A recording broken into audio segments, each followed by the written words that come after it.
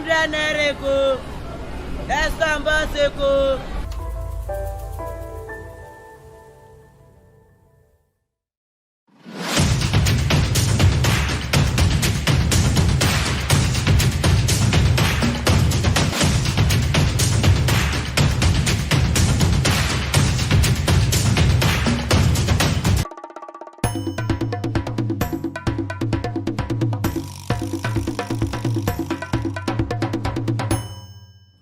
Good morning, viewers. Welcome to another exciting edition of the program Lagos This Morning.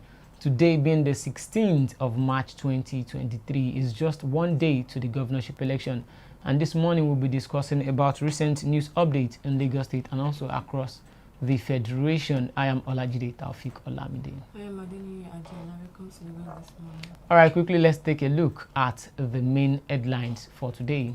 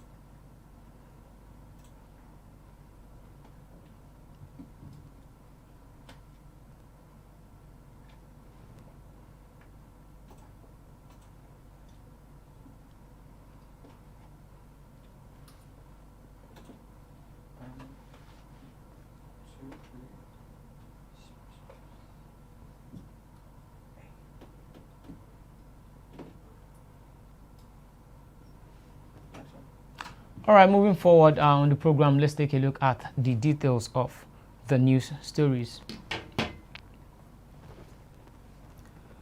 Collapse structure, join me to save Lagos State, GRV tells PDP. Ahead of the March 18 governorship election in Lagos State, Labour Party governor candidate Gbadebo Revival says he is expecting the Post-Democratic Party, PDP in the state, to collapse its structure and join to save Lagos State. The LP candidate, popularly known as GRV, said this in an exclusive interview with newsmen on Tuesday. He also expressed hope that the INEC will oversee a transparent electoral process, while stating that he is prepared for the worst. He said, I have a relationship with the PDP. I came from the PDP. I was in the PDP for 6 years. I was the senatorial candidate for PDP in 2019. I had the most votes in the party. Yeah, Gbadebo Revival telling the PDP to join forces with him. So far, so good. We realize that through coalition and alignment, can anybody really unseat a ruling power? Most especially in Lagos State, that has been for the past 24 years, since 1999. We realize that the likes of Asiwaju Bola Tinubu has been ruling Lagos State.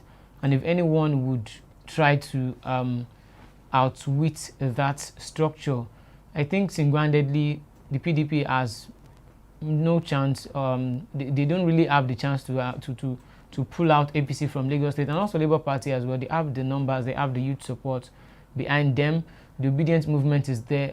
They defeated the APC in Lagos State during the presidential election, but I think they would be needing a coalition. The coalition would actually be fine for them to take them a step ahead of their adversaries when it comes to outwitting APC. But when we look at it from another angle as well, Sanwo-Olu, the governor of Lagos State now, was not campaigning before now, but in recent times, in the past few weeks, we realized that he has really closed up the gap with the youth and the masses entirely by going there to donate 100 million to the victims of the market incident, and also moving to churches and also moving towards the youth to galvanize their support as well. So I think to some extent, if the Labour Party and the PDP can match their strength together, even with all other little parties as well, I think they would have a chance, at least a bit of chance, to be able to defeat the APC. But the APC is not resting on its oars as well, because they would as well want to join forces or bring in other parties to join forces with them in order not to allow Labour Party to get to those parties. So to some extent, I think if they actually join forces, they would have a chance. I'm not saying they would defeat APC or APC would defeat them. It's a 50-50 game till Sunday. We don't know the winner yet until maybe Sunday or Monday or something after the election. So I just feel if they can match strength, there will still be a little bit of hope that they can defeat APC. All right, on the next one, governorship poll more complicated than presidential NSA. National Security Advisor Mangana Monguno has said that the March 18 governorship and State House of Assembly elections are more complicated, but security agencies do not envisage violence or disruption of the process. He said this at the Interagency Consultative Committee on Election Security in Abuja on Tuesday, March 14. According to him, different meetings have been going on, especially with the Chief of Defense Staff and the Inspector of Police.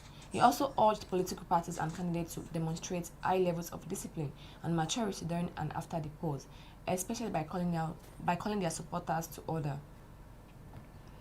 Yeah, well, the NSA coming out to say that the governorship election would be a complicated one. Yes, I always say that in the past few weeks or so, that this governorship election is like a presidential election on its own. Because when it comes to the presidential election, you can actually win in so many parts. You can lose in your home and win away from your home. But when it comes to the governorship election, you can't lose anywhere. You just have to win. You have to win. If you don't win, then that is the end of it. But I can see that for this forthcoming election, let's say day after tomorrow, which is Saturday for the forthcoming election, I can see that there would be, as the normal system in Nigeria, whereby they've actually legalized, they've brought back the old note into the system, even though the old note is still not so in circulation. So I see a bit of more votes buying than the presidential election. Because during the presidential election, there was vote buying as well. There were allegations of vote buying. But we didn't really see it. It was not much unlike the former and previous election as well. But this Saturday, due to the fact that the old note has been brought back, I can see more of vote buying, and I think there would. In recent time, there has been violence during elections. This won't be exempted as well. I think there would still be, because during the presidential election, we saw a series of violence, even that was being carried out in coalition with our security forces and our agencies as well. So to some extent, I am not expecting too much from the INEC or from the security agencies. I would just advise everyone to come out en masse and make sure they exercise their civic responsibility. That's just my candid advice. If you're watching this program, you can hit the like button. Make use of the like button. You can smash the like button. You can also drop your comment. Let's have your comment. What do you feel about the governorship election? What do you feel about the forthcoming governorship election in Lagos State and also across the entire federation? What do you think? Let's have your thoughts. All right. Naira pains persist despite fresh CBN orders. Barely 3 days after the Central Bank of Nigeria declared the old notes as legal tender, deposit money banks say they are beginning to run out of the old currencies. The development led to severe hardship and pains for several bank customers seeking to withdraw funds on Wednesday. The CBN on Monday directed banks to pay out and accept the old notes from their customers. However, commercial banks, which began the disbursement of old notes to their customers on Tuesday, told newsmen on Wednesday that they are still running out of the old currencies. Yeah, in the past few weeks, there were agitations out there that they should bring these old notes back. Though personally, I don't see this old note, bringing back this old note, I didn't see it as a way of really helping the masses or something. Really? Because when the masses needed it, they didn't bring it back.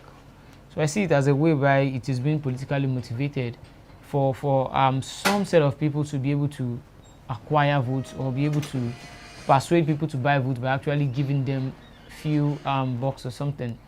So, well, it's a good one. But if we go to our banks now, from people that I heard from yesterday, they said most of these banks were not given enough old notes as well. So if we are saying they're not giving them enough old notes, we had enough old notes in the system before this new note came into being. So just bring back all the old note outside. Why should they ration this old note among all these banks? So it is as good as saying that the old note should not come back into the system. Because right now, even the old note and the new note, we are not even saying anything. So it's just a bit of, I see it as a kind of as a kind of game being played among the elite class against the masses. So even if we have this old note, the old note is now in the system, but it is not much. The people have gone to the bank yesterday, they couldn't really withdraw this old note. The bank are complaining that they gave them so little amount. And if we had about trillions of naira in the system before, then after we deposited it back into the banks and it was being transferred to the CBN, why don't you just bring everything back into the system again? Why did they ration it? So there are a series of questions to be asked from the masses to the CBN. So I just say this thing as a means of really like a game plan, just like a game plan. I see it as being politically motivated. But even during the presidential election, we don't have, and there was no like probably the old note and the new naira note, but they were still buying votes. Well, it was not like during 2019 election, 2015 as well. So, but there was vote buying then, but for the fact that there were no new notes, people were actually destroying banks as at that time. We've noticed in recent weeks, nobody is protesting about new naira note or something. People are not protesting because banks are refusing to collect back the old note. And the market women as well and entrepreneurs, they refuse to collect the old note. But right now that the CBN has said that be collecting the old note now, the old note is now a legal tender till 31st of February. So why don't they bring all this old note? It's like still keeping people in chains, whereby you keep these people, you inflict them with injury, then you come with the antidote so they can see you like a kind of messiah or a savior or something. So I see it as from the political perspective, not really. If they want to help Nigerians, if they want to alleviate Nigerians' financial suffering, bring back all the old notes into the system and let everybody be happy. So I actually see, I'm thinking of something like after the elections, they will actually bring back all the old notes into the system, because by then no politician is trying to buy anybody over or something. All right, you can drop your comment, smash the like button as well. Keep on clicking the like button. All right, you're still watching Lagos This Morning. Let's go on a short break now. We'll be right back. Don't go nowhere. Stay tuned. Come for citizens with disabilities in Nigeria. You can now participate in the electoral processes without any worry whatsoever. The new Electoral Act of A new day has finally come for citizens with disabilities in Nigeria. You can now participate in the electoral processes without any worry whatsoever. The new Electoral Act of 2022 has made robust provisions to ensure persons with disabilities are not left out of the electoral process. The Disability Act and the Electoral Act has mandated INEC to provide special assistance for citizens with disabilities at the polling booth. As a citizen with a disability, you are entitled to non-discrimination, priority voting, braille ballots for the blind, magnifying glasses for albinos, election day instructions to support the deaf, among other provisions. So, when you arrive at your polling unit on election day, all you need to do is present yourself to the polling officer in charge and you will be given the required support. It is your right by law. Now, nothing can stop you from being part of the electoral process. You are a citizen, and with your voter's card, you are one of the owners of Nigeria. Go out and make your voice heard as we recruit those that will serve us on election day.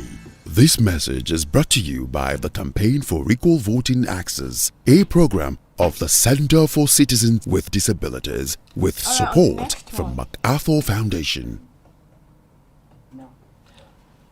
On the next one, amid outrage, NBA defends position on poll, says lapses led for court decision. Despite criticism, President of the Nigerian Bar Association, Yakubu Maikuya, has defended his position on the February 25 presidential and National Assembly election. Justifying his position that the election was credible, he said the impact of lapses and challenges recorded during the polls after pronouncement of results can now only be determined by the courts. He acknowledged that there were challenges experienced by the INEC during the last poll, but insisted that since the election results had been declared, it was not left for the court to identify and pronounce the impact of the lapses. He also called on INEC to ensure that the election materials are dispatched on time to the polling units so that the accreditation process will commence early. Okay, there was a recent update on the NBA saying that the election processes was free and fair. And also coming out now after the outrage and people calling them out on what they actually said. I think the NBA president, for saying this, it actually shows that to some extent our judiciary system in Nigeria has really been dealt with, like severely been dealt with. Because having evidences online, we saw a series of videos. There were updates everywhere on that election day, February 25 and even February 26th. And the president of the Nigerian Bar Association, which is, you know, the commander-in-chief of the judiciary arm of government, coming out to say that, okay, we have to leave it to the court to determine if the process was actually good or bad. This is visible to the blind, even audible to the deaf, that this system was far from the normal one. It was far from being okay at all. From the delay of materials in different polling units to ballot box snatching to voter suppression. Also, some people were threatening other people of other tribes that they would not allow them to vote unless they vote for their particular candidate. We saw all these things happening that day, and the NBA coming out to say that this thing would have to be determined by the courts. Well, I just think it boils down to the kind of system you're running in Nigeria, and also the likes of Peter Obi and Atiku going to court. So, what is the probability that they will be getting justice from the court when even a stakeholder, a very big stakeholder, NBA president, coming out to say this kind of thing? That means I'm not sure anybody would, even an average person on the street can actually get justice from the system, because when you've seen the evidences and you're still saying that, okay, let's go to court. Well, in the normal thing, it is the court that would determine for real. But personally, as the president, you should be able to say the truth. You should. I think it's just it boils down to how the system is being run in Nigeria. So I don't really have a personal issue with what is said per se, but when you are in a particular position, it is not about the certificate or you being president of something. If you can't come out and boldly say the truth, then I think something is wrong somewhere.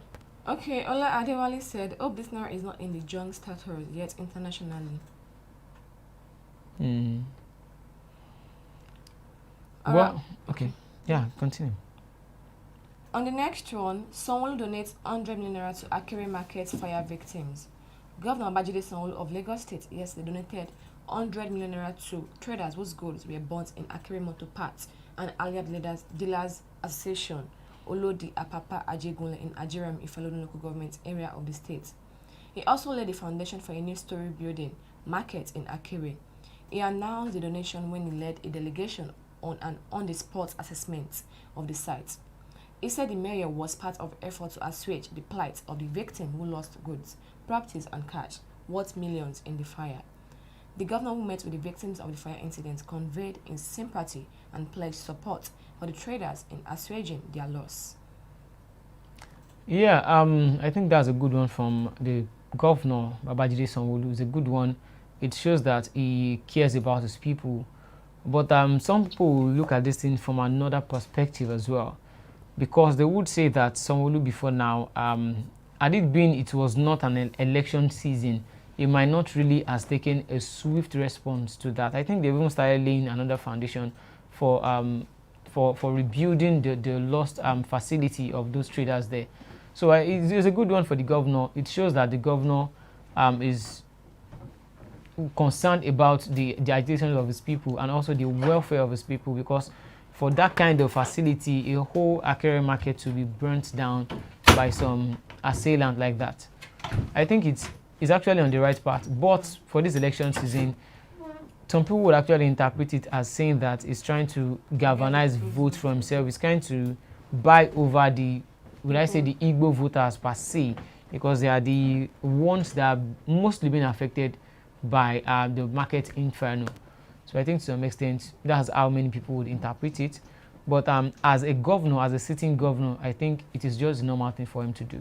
When your people are in pain, you have to go there as fast as possible to make them feel carried along and give them a sense of belonging, and also show them that they matter and they are important to you as well. So as a governor, it's okay. Okay. All right, on the next one, I was on the verge of quitting athletics before becoming world champion, Toby Amuson. World 100-meter hurdles champion and record breaker Toby Amuson has revealed that she almost quit athletics before becoming world champion. Last year, the 25-year-old athlete became the fourth Nigerian world champion in athletics when she won the 2022 World Championship 100-meter hurdles and gold medal, setting the current world record of 12.12 seconds in the semi-final and followed by a 12.006 seconds in the final. She said that proud to her record-breaking year, she was always coming fourth and it felt so tiring. She said that she feels people can still do something great when they feel it is over. In a chat with Justin Turkey, the Ogun-born hurdler said winning the World Championship 100-meter hurdles, gold medal at the World Championship in Oregon was a turning point in her career. She also said that she had made up her mind to dump athletics and go back to school. Wow. Well, in so many works pertaining to athletics at all, he wanted her to go to school, but she kept on doing what she knew how to do best, and with the support of her mother as well. I think most of our parents out there, they kind of paint their children in a picture that they want for themselves, not the picture that these children want. We have so many people that are talented. I have some people that they know how to play football very well, but because of the kind of family they are coming from, especially, I don't know about the Igbos, but the Yoruba would always say something like, how many people in your family line or in your lineage have actually told this part and have been has been successful with it. So it boils down to our parents out there.